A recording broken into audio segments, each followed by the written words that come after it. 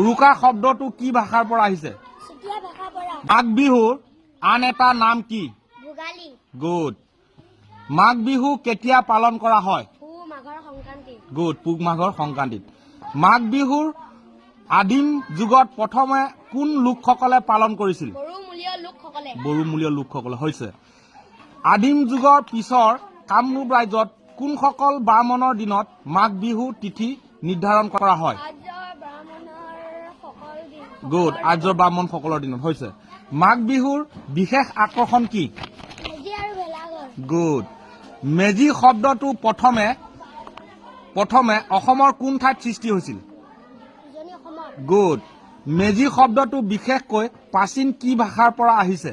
বহু কছাৰী মূলীয় প্ৰাচীন চুতীয়া ভাষাৰ মিডি গুড। বড়ো কছাৰী মূলীয় প্ৰাচীন চুতীয়া ভাষাৰ মিডিয়ে জিৰ পৰা। মিডিয়ে জিৰ সম্পূৰ্ণ অৰ্থটো কি? মিডি দেৱতা ইয়ে জুই যি উৰি যোৱা। গুড। মিডি দেৱতা ইয়ে জুই যি উৰি যোৱা হৈছে। উৰুকা শব্দটো কি ভাষাৰ পৰা আহিছে? চুতীয়া ভাষাৰ পৰা। গুড। উৰুকাৰ অৰ্থ কি? খেৰ খোৱা বা শস্য চপোৱা। গুড। খেৰ খোৱা নাইবা শস্য চপোৱা। কোন ৰাজকীয় ৰাজত্বকালৰ পৃষ্ঠপোষকতাত এই বিহু পালন কৰা হৈছিল? আহোম আৰু চুতীয়া। গুড। আহোম আৰু চুতীয়া। কোন আহোম ৰজাৰ দিনত এই মাঘ বিহু ক'ত পালন কৰা হয়? ৰুদ্ৰ সিংহৰ দিনৰ ৰঙৰ বাকৰি। গুড। মেজি জুই জ্বলোৱাৰ পিছত আদিম অসমীয়াসকলে কি গান গাইছিল?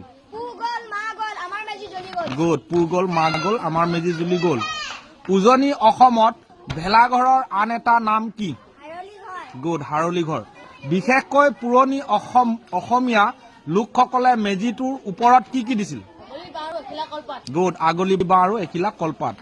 আদিম যুগত মেজি আৰু ভেলাঘৰ সজা কামটো কোনে কৰিছিল? গুড।